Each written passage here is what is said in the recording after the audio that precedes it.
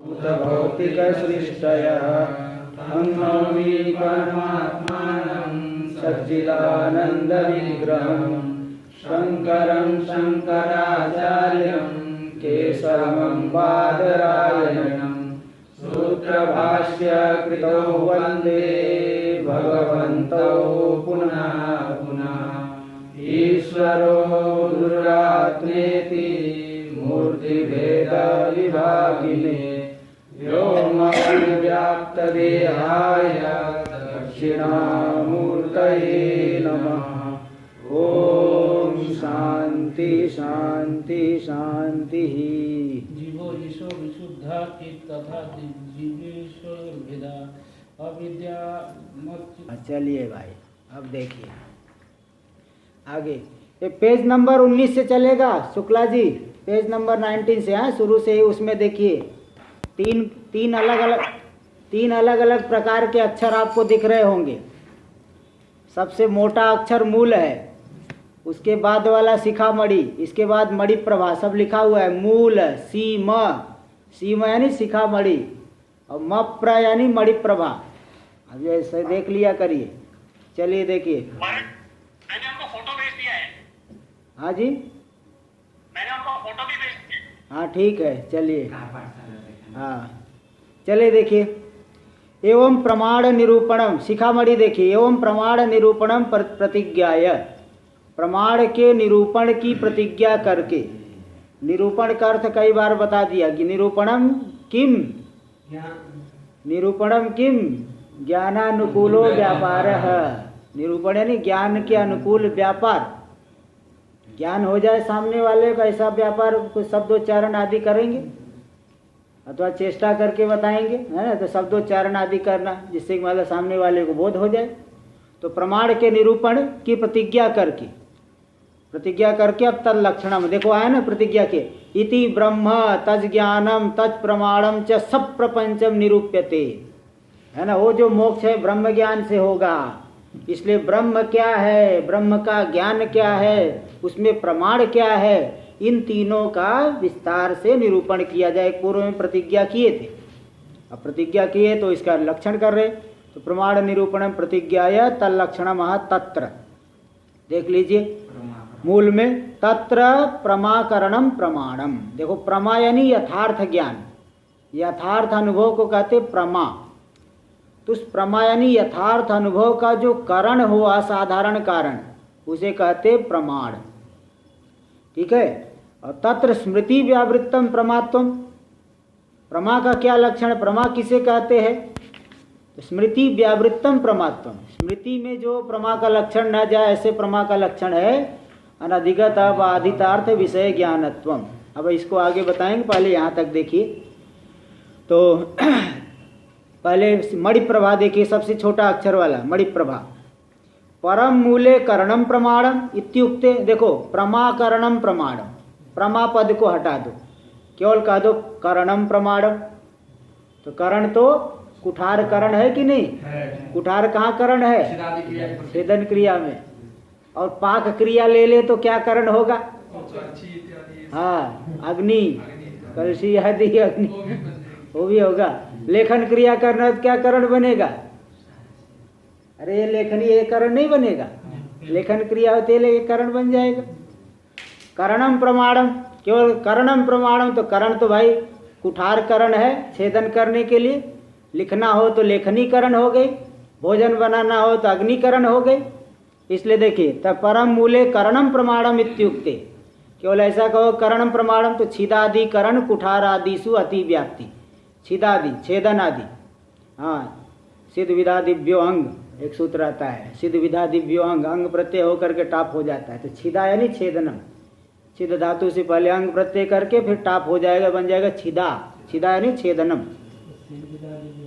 हाँ, सिद्ध विधा दिव्यो अंग ना, आदि आ गया ना, सिद्ध विधा दिव्यो आदि आ गया ना, सिद्ध, हाँ सिद्ध विधा दिव्यो अंग। तो धातु है अलग से पढ़ा गया, ये धातु है छिद। अच्छा छिद विदादि, सिद्ध विदादि भी सिद्ध है ना, तो छिद कहाँ है, तो विदादि में छिद आ गया ना, विदादि, विदादि में सिद्ध विदादि व्योंग ऐसा है। तो सीधे तो इसलिए तो जो है छेदन आदि क्रिया का छिदा यानी छेदन क्रिया काटना, तो छिदादि का करण कुठार आदि में क्यों करणम प्रमाण, तो करण तो भाई कुठार भी है, करण तो लेखनी भी है, करण तो अग्नि भी है, इन सब में अतिव्याप्ति हो जाएगी। किसके लक्षण की?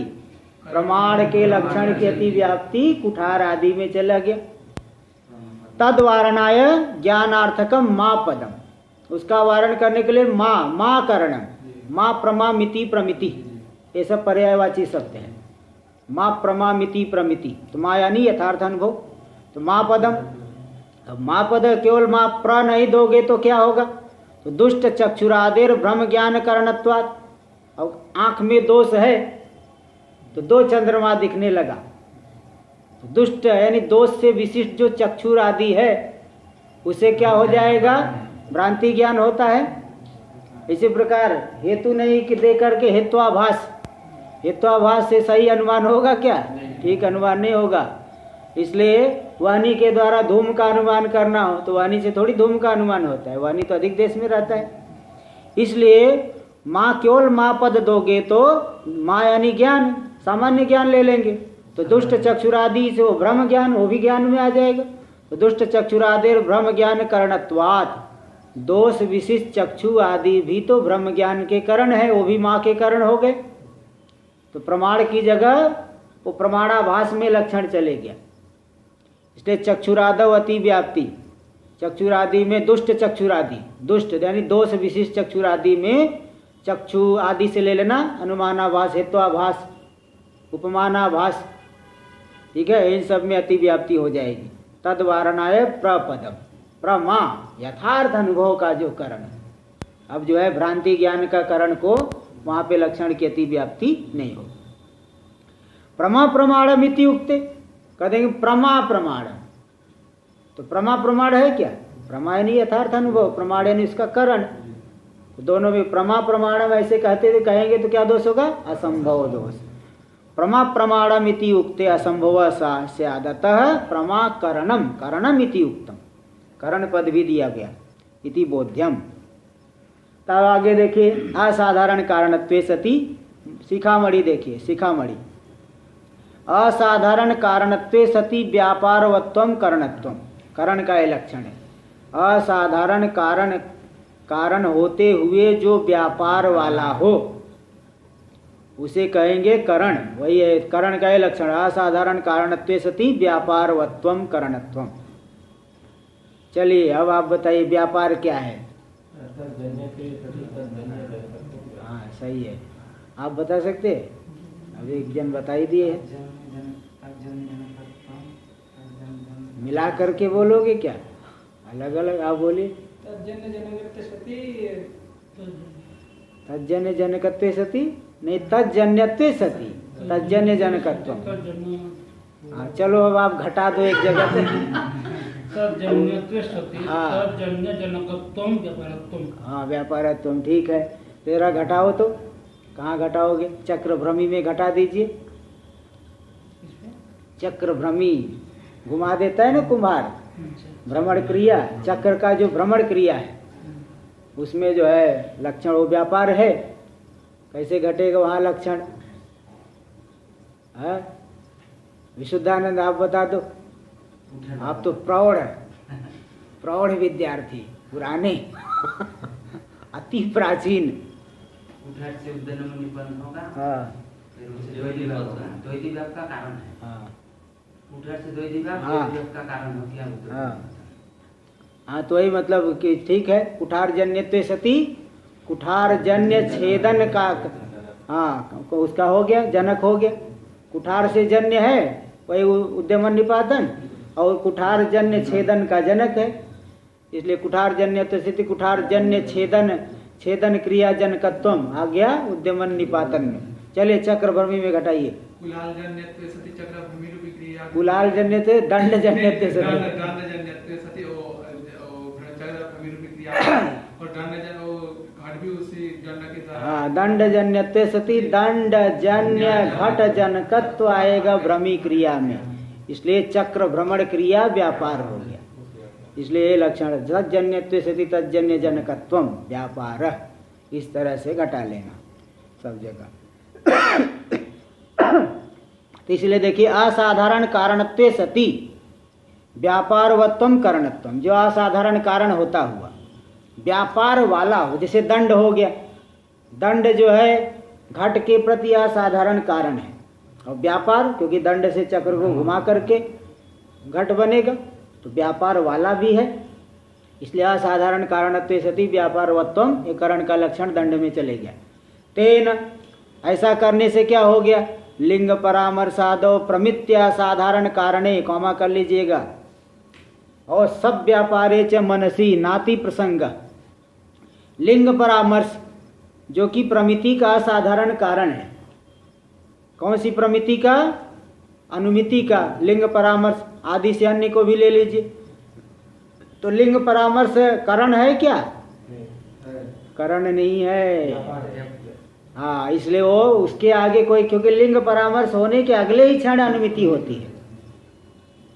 पहले देखो, पहले पर्वत में धूम देखा, धूम देखने से व्याप्ति का स्मरण हो गया, तो व्याप्ति का स्मरण, व्याप्ति से विशिष्ट पक्ष धर्मता ज्ञान, वहनी व्याप्य धूमवान एवं पर्वत, क्या हो गया, लिंग परामर्श। इसकी अगले ही क्षण अनुमिति हो जाएगी, इसलिए उसको व्यापक, इसको करण नहीं माना जाता, करण व्याप्ति ज्ञान को माना जाएगा। व्याप्ति का जो स्मरणात्मक ज्ञान हुआ ना, वह करण बनेगा, उसका व्यापार हो गया लिंग परामर्श। तो लिंग परामर्श असाधारण कारण तो है, लेकिन व्यापार वाला नहीं है। तो व्यापारवत्व देने की वजह से लिंग परामर्श में करण का लक्षण नहीं जाएगा, क्योंकि वो व्यापार वाला नहीं है। और सब व्यापारे च मनसी, और मन में तो व्यापार तो है, मन का संयोग इंद्रियों के द्वारा होगा, इंद्रिय का संयोग विषय से होगा, विषय इस तरह से फिर जाके ज्ञान होगा। तो इसलिए मन तो व्यापार से विशिष्ट तो है, लेकिन असाधारण कारण नहीं है, वो सभी के लिए साधारण है। सभी ज्ञान के प्रति मन क्या हो गया, साधारण कारण। तो इसलिए व्यापारवत तो आया, किंतु असाधारण कारण तो मन में नहीं आया। इसलिए दोनों दल को देने से, दूसरे दल को देने से लिंग परामर्श आदि में नहीं जाएगा, और प्रथम दल को देने से मन में नहीं जाएगा। देखिए, सब व्यापारे च मनसी ना, मनसी ना अति प्रसंग, मन में अति प्रसंग नहीं है, क्योंकि दोनों दल दिया गया, इसलिए करण का लक्षण हो गया असाधारण कारणत्वे सति व्यापारवत्व। ठीक है, अब इसके ऊपर देख लीजिए। हाँ, असाधारण कारण किसे कहते हैं, असाधारण कारण देखिए बता रहे, कार्यत्व व्याप्य धर्मावच्छिन्न कार्यता निरूपित कारणता शालित्वे सति। इसलिए साधारणत्वम असाधारणत्वम, साधारण असाधारण दोनों का लक्षण आ चुका है। साधारणत्वम की कार्यत्वावच्छिन्न कार्यता निरूपित कारणता शालित्वम साधारणत्वम, और असाधारणत्वम कार्यत्व अतिरिक्त धर्मावच्छिन्न कार्यता निरूपित कारणता शालित्वम। जैसे देखिए, घट का कारण है दंड, कैसा कारण है, असाधारण कारण। दंड में कारणत्व है, असाधारण कारण है। तो असाधारणत्व क्या है, कार्यत्व से अतिरिक्त धर्म घटत्व, घटत्वावच्छिन्न कार्यता घटनिष्ठा, तनिरूपित कारणता दंड निष्ठा, शालित्वम दंड में आया असाधारणत्व। कार्यत्व अतिरिक्त धर्मावच्छिन्न कार्यता निरूपित कारणता शालित्वम असाधारणत्वम, घट गया कहाँ, दंड में। और जो साधारण कारण है, साधारण कारण क्या क्या होता है, ईशस्तज्ञानम यत्नेच्छा कालो दृष्टम दिगेव च प्राग प्रतिबंधका भावो कार्ये साधारणा स्मृता, ये साधारण कारण है। तो जो है सकल कार्य के प्रति कारण है। तो कार्यत्वावच्छिन्न कार्यता निरूपित, कार्यत्वावच्छिन्न कार्यता कहाँ रहेगी, सकल कार्य में। कार्यत्वावच्छिन्न कार्यता सकल कार्य में, तन निरूपित कारणता कहाँ आई, ईश्वर, ईश्वर के ज्ञान में, ईश्वर की इच्छा में, है ना। कार्यत्वावच्छिन्न कार्यता निरूपित कारणता शालित्वम साधारणत्वम, यानी जो सकल कार्य का कारण होगा साधारण कारण हो गया, और जो कुछ विशेष कार्य का कारण है तो हो गया असाधारण। देखिए, ये इसी बात क्या दे रहे, कार्यत्व व्याप्य धर्म, जैसे ले लीजिए घटत्व, घटत्वावच्छिन्न कार्यता निरूपित कारणता शालित्व कहाँ आया, दंड में, असाधारणत्व आ गया। और व्यापार वाला भी है, चक्रभ्रमी, चक्र को घुमाना पड़ता है दंड से। तो कार्यत्व व्याप्य धर्मावच्छिन्न कार्यता निरूपित कारणता शालित्वे सति, आगे व्यापारवत्वम असाधारणत्वम। तो यहाँ असाधारण कारणत्व का उतने अंश की व्याख्या है। तो ऐसा दे देने से लिंग परामर्श दोनों दल को देने से लिंग परामर्श आदि में और मन व्यापार विशिष्ट मन आदि में नहीं जाएगा। तेन यानी कारणत्व से उक्त स्वरूपत्वेन, कारण तेन आया मणि प्रभा में, तो तेन का अर्थ है कारणत्व से उक्त स्वरूपत्वेन, कारणत्व का ऐसा स्वरूप होने, कारणत्व का ऐसा स्वरूप होने से, कारणत्व का क्या स्वरूप हो गया? असाधारण कारणत्वे सति व्यापारवत्वम, ऐसा स्वरूप होने से लिंग परामर्शादौ, वहाँ पे अतिव्याप्ति नहीं होगी। देखिए इसी को थोड़ा अच्छे से दिखा रहे, अनुमित्यादि प्रमा असाधारण कारणे लिंग परामर्श चक्षुरादि इंद्रिय सन्निकर्ष आदौ। लिंग परामर्श आदौ, आदि से लेना चक्षु सन्निकर्ष, चक्षु सन्निकर्ष भी व्यापार है, चक्षु कर्ण है तो व्यापार है, तो उसमें अतिव्याप्ति हो जाएगी अगर आप असाधारण कारण कहोगे, क्योंकि चक्षु सन्निकर्ष तो असाधारण कारण तो है ही। चक्षु सन्निकर्ष प्रत्यक्ष ज्ञान का कारण है, दूसरे का कारण तो है नहीं, इसलिए वहाँ पे अतिव्याप्ति हो जाएगी, इसलिए कहना पड़े व्यापार वाला। अब चक्षु सन्निकर्ष कोई व्यापार वाला नहीं, क्योंकि सन्निकर्ष होते ही अगले क्षण आपको ज्ञान हो जाएगा, बीच में कोई व्यापार के लिए अवसर नहीं है ना, इसलिए वो व्यापार वाला नहीं है। तो अनुमित्यादि प्रमा असाधारण कारणे कौन कौन? लिंग परामर्श चक्षुरादि इंद्रिय सन्निकर्ष आदौ व्यापारवत्व उपादानेन न अतिव्याप्ति। व्यापारवत्व का उपादान लक्षण में जो व्यापारवत्व का हमने उपादान किया, एक तकार और लिख लेना तो ठीक रहेगा, वैसे लोप भी हो जाता है, इसलिए जगह जगह एक ही लिखते हैं। व्यापारवत्व उपादानेन, व्यापारवत्व का उपादान करने से अतिव्याप्ति नहीं होगी, क्योंकि लिंग परामर्श आदि व्यापार वाले नहीं है, असाधारण कारण तो है। और जो पहला दल दिया गया असाधारण कारणत्व सति, तो सत्यंत उपादानेन च, सत्यंत को देने से तू सव्यापारे मनसी नाति व्याप्ति, व्यापार विशिष्ट मन में कोई अतिव्याप्ति नहीं, क्योंकि मन साधारण कारण है, इसलिए दोनों दल देने से अलग अलग जगह पे अतिव्याप्ति नहीं। न चैवम अपि, अब यहाँ शंका कर रहा है पूर्व पक्षी कि ऐसा होने पर भी मन में, ऐसा लक्षण देने पर भी मन में तो अतिव्याप्ति होगी ही। देखिए कैसे होगी? न चैवमपि मनसोपि जन्य ज्ञानत्व रूपो यह कार्यत्व व्याप्यो धर्म, क्योंकि आपने साधारण और असाधारण का लक्षण किया। असाधारण का लक्षण है कि कार्यत्व व्याप्य धर्मावच्छिन्न कार्यता निरूपित कारणताशाली ज्ञानत्व कारणताशालित्व, तो जन्य ज्ञानत्व रूपी यो रूपो यह कार्यत्व व्याप्य, कार्यत्व तो सकल कार्य में रहेगा, और जन्य ज्ञान, तो जन्य ज्ञानत्व केवल जन्य ज्ञान में रहेगा, तो कार्यत्व का व्याप्य हो गया कि नहीं? जन्य ज्ञानत्व, तो कार्यत्व व्याप्य धर्म हो गया जन्य ज्ञानत्व, तो जन्य ज्ञानत्व कार्यत्व व्याप्य धर्म जन्य ज्ञानत्व तर्ण, हाँ जन्य ज्ञानत्व अवच्छिन्न कार्यता जन्य ज्ञान में, तन निरूपित कारणता कहाँ आ गई? मन में। देखो लक्षण चले गया साधारण का, वही करे। न चैवम अपि मनसोपि जन्य ज्ञानत्व रूपो यह कार्यत्व व्याप्यो धर्मस तद अवच्छिन्न कार्यता निरूपित कारणता शालित्व रूप असाधारणत्व से सत्वेन, इस तरह से असाधारणत्व को घटा लेंगे, इसलिए मनस्य अतिव्याप्ति तदवस्था, मनस्य बीच में खंडाकार की जरूरत नहीं है, मनस्य अतिव्याप्ति तदवस्था, मन में जो अतिव्याप्ति है पूर्व के समान बनी हुई है इति, ऐसा पूर्व पक्षी ने कहा। सिद्धांती कह रहा है न च वाच्यम, ऐसा मत कहिए। मनस प्रमात्वा वच्छिन्न निखिल प्रमाम प्रति कारणत्वे, कार्यता निरूपित कारण होता, कार्यता क्या है?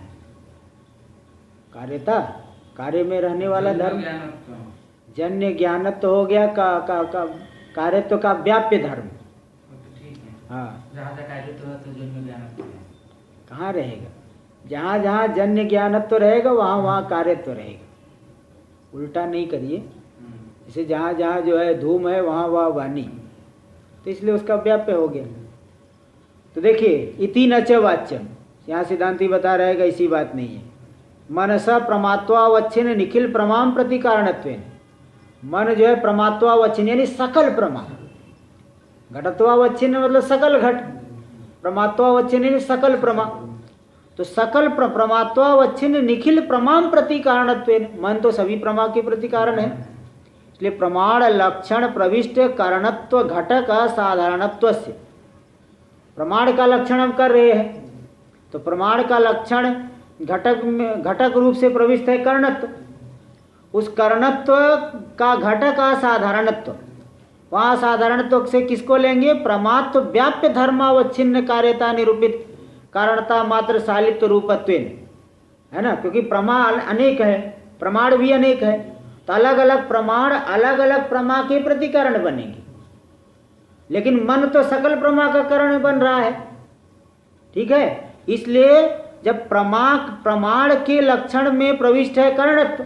उसका घटक असाधारणत्व, तो प्रमात्व व्याप्य धर्मावच्छिन्न कार्यता निरूपित कारणता सालित्व में जाना पड़ेगा, लेकिन मन तो प्रमात्वावच्छिन्न कार्यता निरूपित कारणता शाली है, इसलिए प्रमात्व व्याप्य धर्मावच्छिन्न कार्यता निरूपित कारणता मात्र सालित्व रूपत्वेन, उस प्रमाण के लक्षण के घटक रूप से जो आया है कर्णत्व, उसका क्या स्वरूप होगा? प्रमात्व व्याप्य धर्मावच्छिन्न कार्यता निरूपित कारणता सालित्व, ऐसा देना पड़ेगा। तो लेकिन मन तो ऐसा नहीं है, अप्रमात्व व्याप्य धर्म हो गया, जैसे प्रत्यक्षत्व, प्रत्यक्षत्वावच्छिन्न कार्यता सकल प्रत्यक्ष ज्ञान में रहेगी, तन निरूपित कारणता कहाँ रहेगी? चक्षुरादि इंद्रिय में।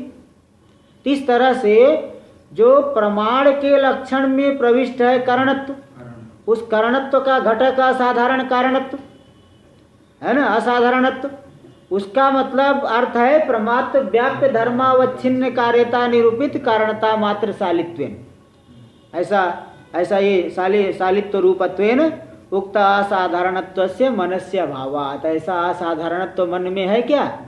ऐसा असाधारणत्व तो चक्षु में है, चक्षुरादि इंद्रिय में है, व्याप्ति ज्ञान में है, सादृश्य ज्ञान में है और शब्द में है, इन सब में रहेगा, लेकिन मन में नहीं, क्योंकि मन तो सकल प्रमा का कारण है। इसलिए ऐसा असाधारणत्व से मनस्य भावात्, इस प्रकार का असाधारणत्व मन में है क्या?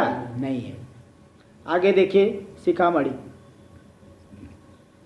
देखिए, ननु विषय अति व्याप्ति, बोले आपने जो लक्षण किया करण का, क्या साधारण कारणत्व सति व्यापारवत्वम करणत्वम, तो विषय में अति व्याप्ति होगी, विषय करण तो नहीं है, किंतु करण का लक्षण विषय में जाएगा। मन तो सबके प्रति कारण है, हाँ, इसीलिए मन जो है सबके प्रति कारण है, इसलिए प्रमाण मतलब प्रमा अलग अलग है, प्रमाण भी अलग अलग है, इसलिए वहाँ पे लक्षण नहीं जाना चाहिए। असाधारण ज्ञान होगा तो मन के छोड़ के कैसे जाए? मन से छोड़ के, इसलिए मन तो सभी के प्रति कारण हुआ ना, इसलिए असाधारण लक्षण नहीं जा रहा है।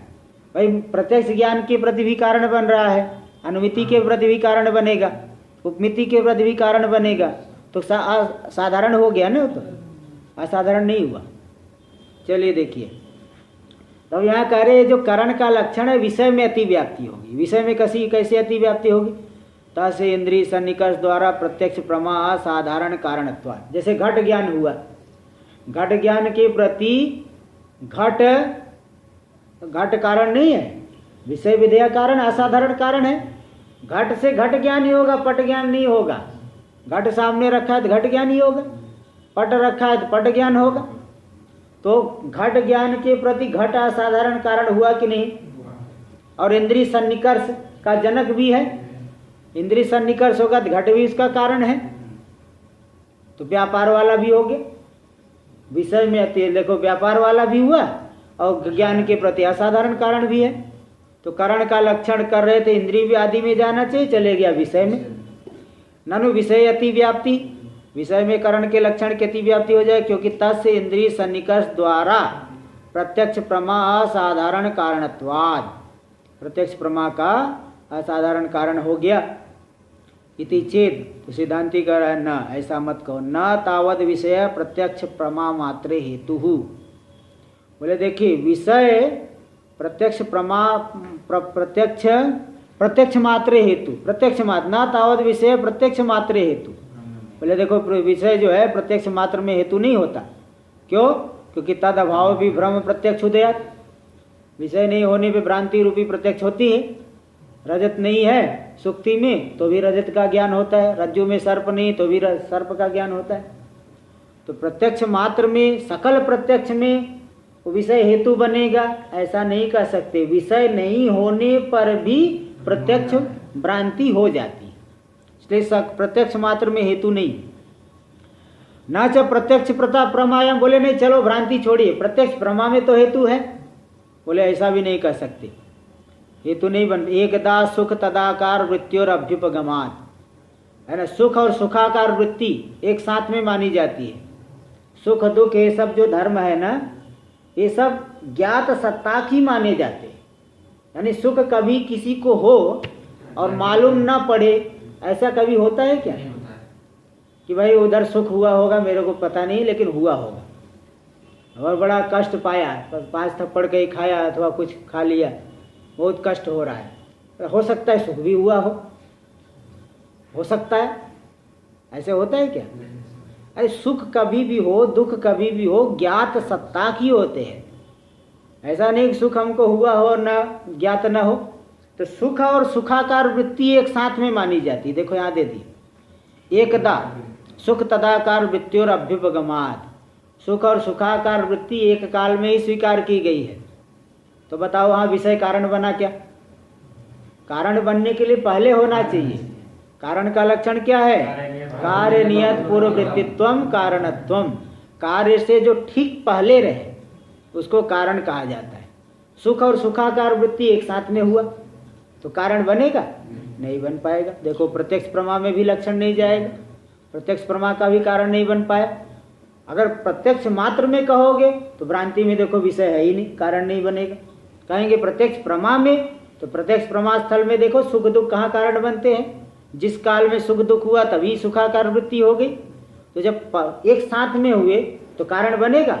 एक साथ में पैदा होने वाले में पितृपुत्रत्व तो भाव बनता है क्या? वो पिता हो गया ये पुत्र हो गया, अरे एक काल में एक साथ में पैदा हुए तो पिता पुत्रत्व तो भाव कहाँ से होगा? इसलिए वो कार्य कारण भाव उसमें नहीं माने जाएगा, नहीं मान सकते।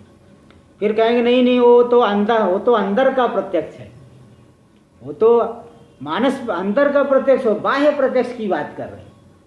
बोले वहाँ भी घटा लो, नापि बाह्य प्रत्यक्ष प्रमितौ, बाह्य प्रत्यक्ष प्रमिति में विषय कारण होंगे? बोले ऐसा भी नहीं कह सकते।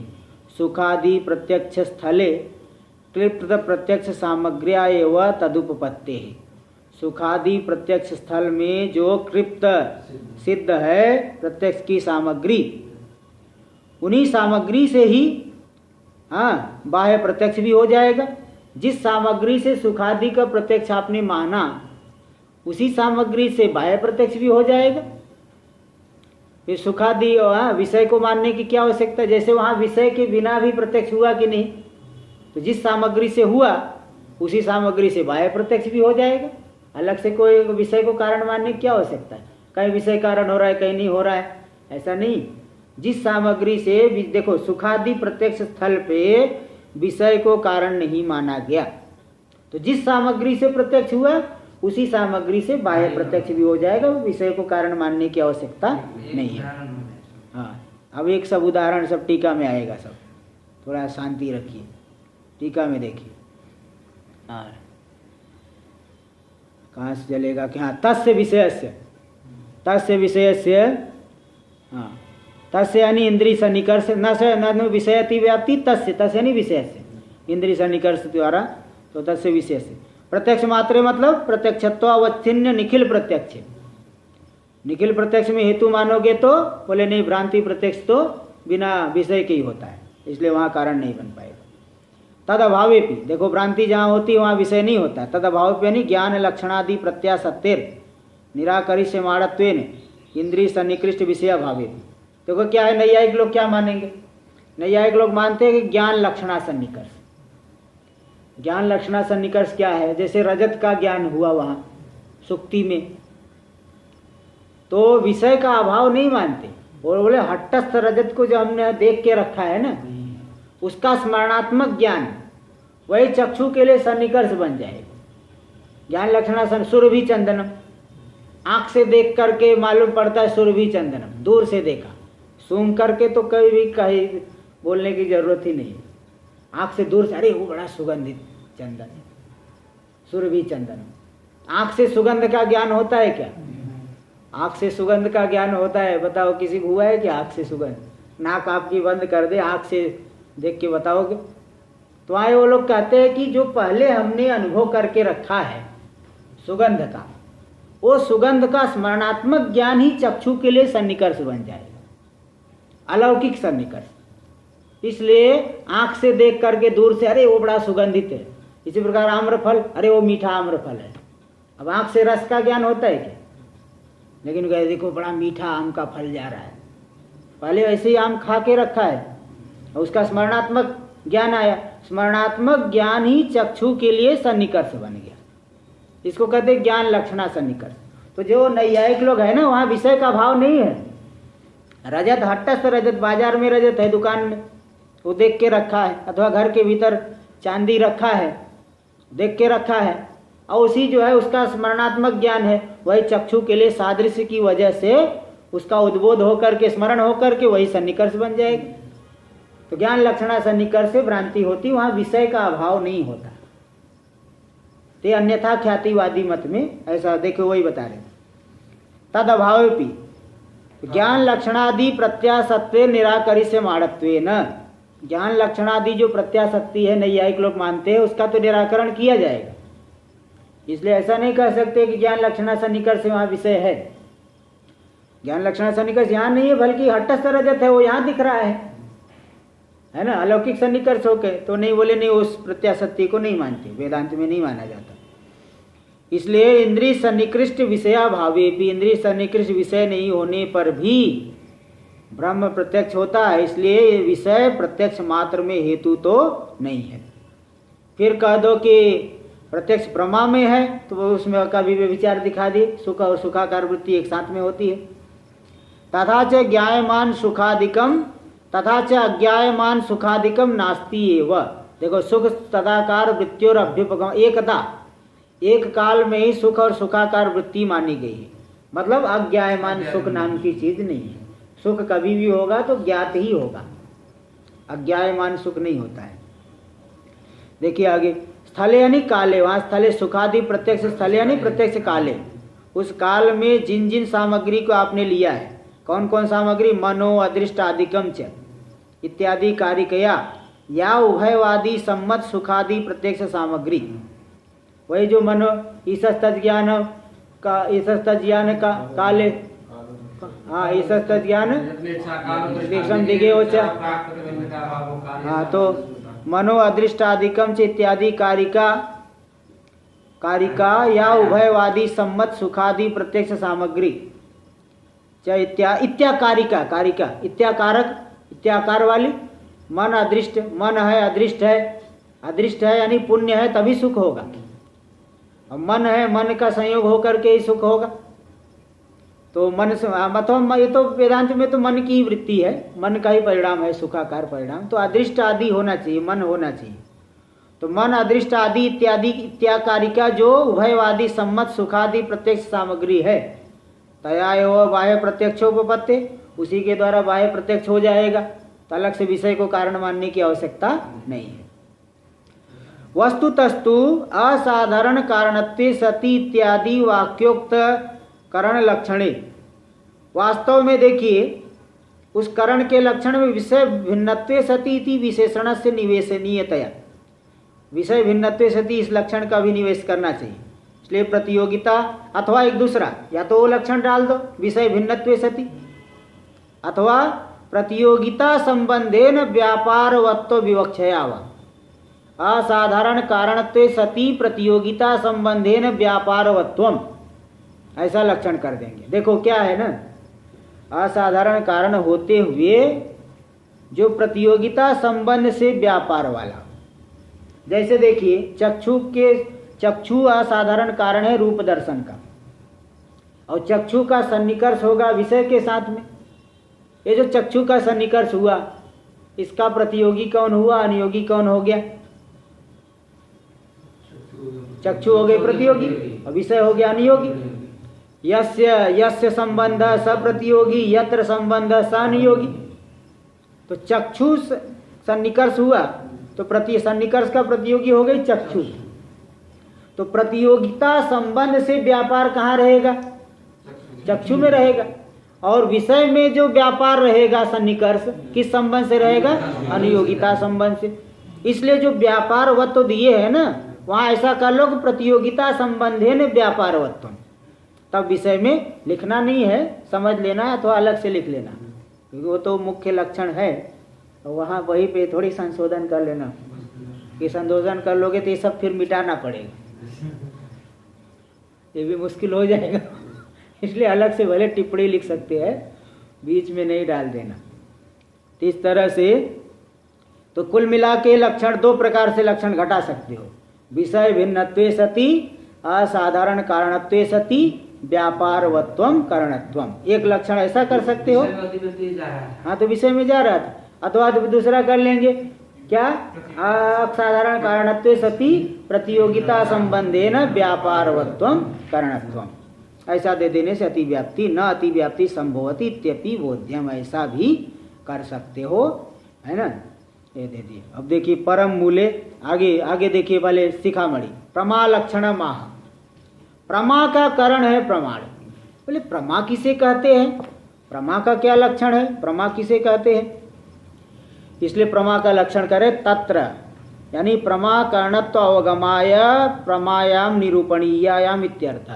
प्रमा के करणत्व को जानने के लिए प्रमा निरूपणीय हो गई कि नहीं, निरूपण के विषय रूप से प्राप्त हो गई। ऐसा होने पर प्रमा का लक्षण करे तत्र स्मृति व्यावृत्तम प्रमात्व। ऐसा प्रमात्व जो कि स्मृति में न जाए, क्योंकि कुछ लोग स्मृति को भी प्रमा मानते हैं। इसलिए तर्क संग्रह में भी दो प्रकार की स्मृति है।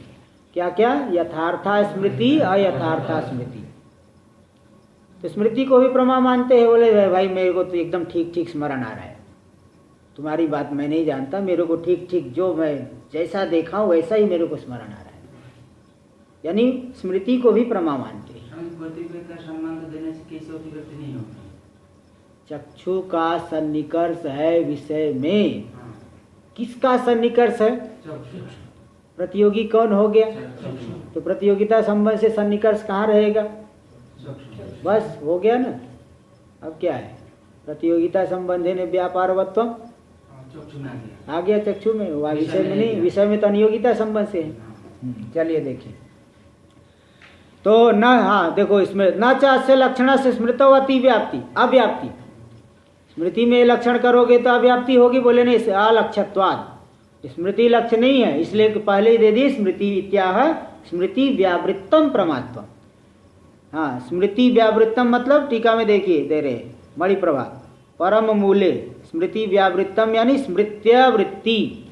स्मृति में जो नहीं रहता ऐसा प्रमात्व। प्रमात्व कहाँ रहेगा? यथार्थ अनुभव में। जैसे प्रत्यक्ष अनुभव हो गया, अनुमिति हो गई, उपमिति हो गई, शाब्द बोध हो गया, अर्थापत्ति, अनुपलब्धि। अनुपलब्धि तो प्रमाण है, अभाव प्रत्यक्ष, इन सब में रहेगा प्रमात्व। तो स्मृति में जो नहीं रहने वाला है ऐसा जो प्रमात्व, यानी प्रमा का लक्षण क्या है? देखो आगे मूल में, अनधिगत अबाधितार्थ विषय ज्ञानत्वम। अनधिगत और अबाधित अर्थ विषयक जो ज्ञान, वही है प्रमा। तो ज्ञानत्वम प्रमात्वम, प्रमा का लक्षण हो गया।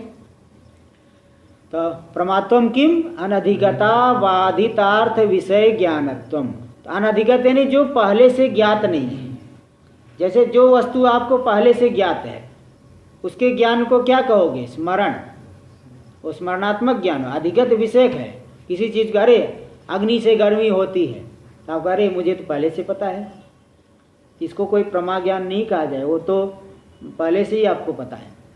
कोई ऐसी बात बताओ जो हमको पहले से न मालूम हो, तो ना अधिगत विषयक ज्ञान को प्रमा नहीं कहा जाए। यानी जो पहले से ज्ञात, अधिगत यानी पहले से ज्ञात है। तो अनधिगत वस्तु विषयक जो ज्ञान, तो चलो ठीक है, रस्सी में सर्प दिख रहा है, पहले नहीं देखे थे, उसी समय दिखा, उसको प्रमा कहेंगे क्या उस ज्ञान को? बोले नहीं, अबाधित विषयक ज्ञान होना चाहिए। रज्जु में जो सर्प ज्ञान हो रहा है उस सर्प का तो बाद हो जाएगा, बाद में रस्सी उठा के देखा, वहाँ जाके परीक्षा करके देखा रस्सी निकली, वो बाधित विषयक ज्ञान है, बाधित अर्थ विषयक ज्ञान। इसलिए हमने लक्षण में क्या दे दिए, अबाधित अर्थ विषय ज्ञान। अनधिगत अर्थ विषय ज्ञान हो और अबाधित अर्थ विषय ज्ञान, ऐसे ज्ञान को ही क्या कहा जाएगा, प्रमा, है ना। ते हो गया, आगे हम लोग कल करेंगे। हाँ कल नहीं, 3 दिन क्या है कि दुर्गा सरस्वती शयन है। सरस्वती शयन होने की वजह से अभी नवरात्रि में, आश्विन नवरात्रि में हर साल आता है सरस्वती शयन, 3 दिन रहता है। तो इसलिए 3 दिन कहीं पे भी अध्ययन नहीं चलता, इसलिए ये पाठ अब 9वीं से चलेगा, यानी 3 दिन अध्याय रहेगा।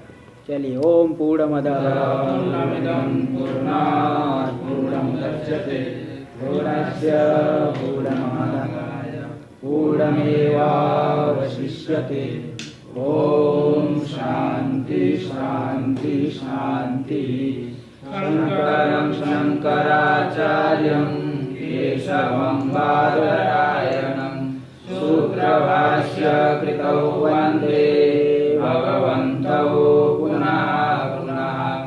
ईश्वरो गुरुरात्मेति मूर्तिभेदविभागिने व्योमवद्व्याप्तदेहाय दक्षिणामूर्तये नमः।